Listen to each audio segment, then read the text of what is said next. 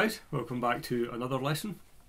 So we are going to have a wee chat today about how to expand on the lines presented in yesterday's lesson. So that Martin Miller transcription that I put up, the lesson that I put up, sorry, we had this super cool alternate melodic sort of intervallic line with an F minor. So we're going to chat about how to take that, and rather than just playing it as a line or a lick, turn it into a concept and learn from that so that we can develop our own lines. So what I was trying to do in that play along there was sort of just use these intervallic phrases as part of my soloing. Okay, so there's a system here, and there's a way that I want to describe this to you. So imagine having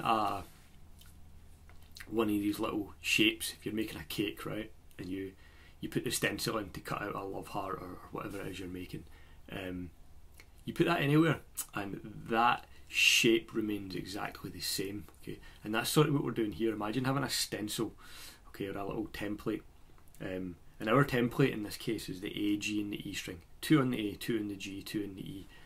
Imagine just having the fretboard mapped out as F Dorian, just taking that stencil and putting it there, for example.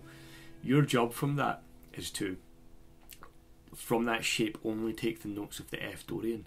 So it's about knowing what notes are going to be available to you using that pattern. Okay, and it's quite easy because a little bit of theory and a little bit of knowing the shapes and knowing the pentatonic scales can allow you to do that. So what we're going to do, we're in F minor, we're playing F Dorian. Okay, so the pattern that I was telling you is 2 notes on the A, 2 notes on the G, 2 notes on the top E. So let's go to the lowest position. Right away we know we've got F minor pentatonic down here.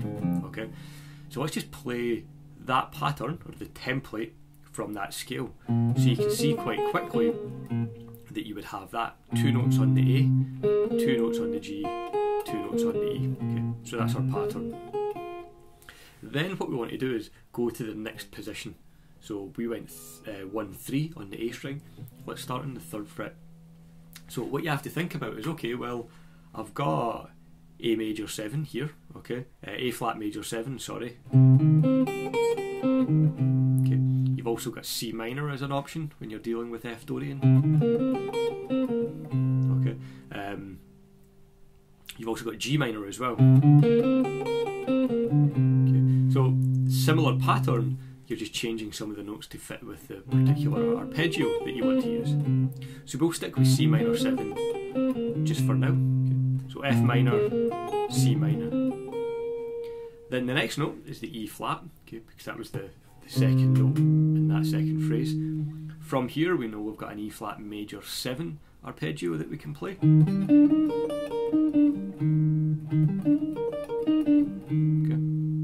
Next note is G, so you'd have G minor 7, then back up to the B flat. That would take you back to your F minor. So all I'm really doing there is thinking about all the different triads or arpeggios that work within the key of F minor, knowing very quickly where they are on the fretboard, and just using that pattern to develop a line.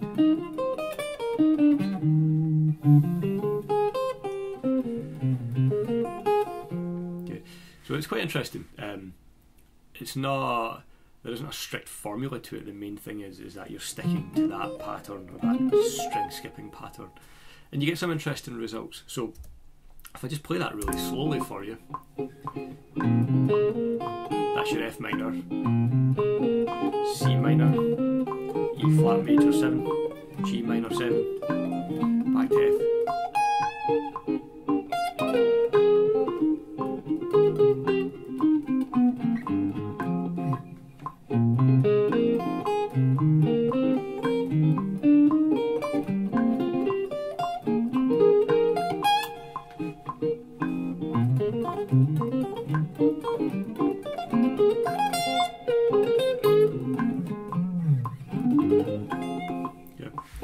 So it's quite interesting. It allows you to, one, play some nice intervallic lines, but also it just gives you a way of connecting sections on the fretboard. You know, if you're out of position 3, position 4, sorry, of the minor pentatonic, and you want to jump down here, you've got this.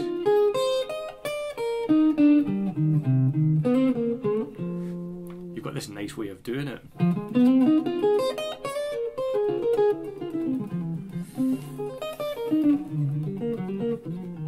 Okay, rather than sort of playing the traditional lines that you would use.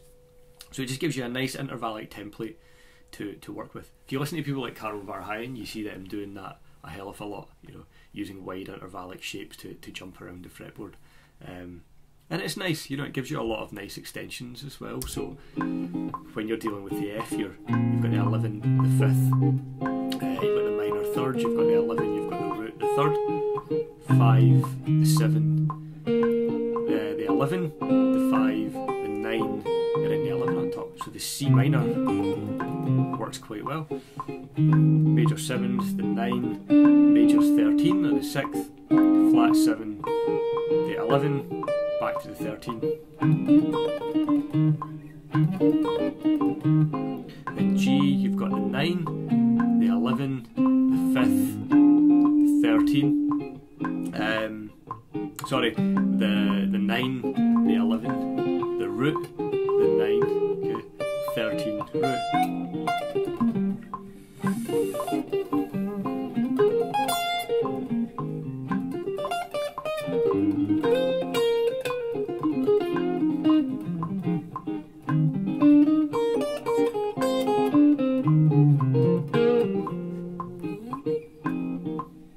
So that D there, that's quite a nice one. You've got D diminished, or D minor 7 flat 5 within an F Dorian.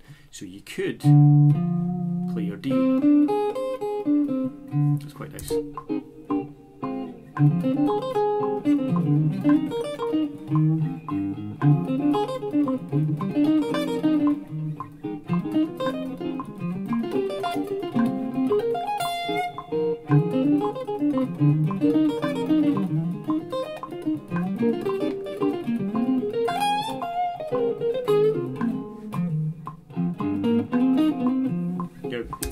So you get the idea, there's a lot of different options there and different permutations, but think of it as a stencil, apply it to the fretboard, cut out the notes that would be within that F Dorian, and you'll come up with a series of patterns. That's one way of doing that. The Martin Miller one, he was using the F, the A flat major 7, back to the F, so there's just 2 there, but there's a whole variety of other options that you might want to think about using. So guys, I hope that's been of some interest to you. Check it out, let me know how you get on if you're interested, and I will see you on the next video. Thanks.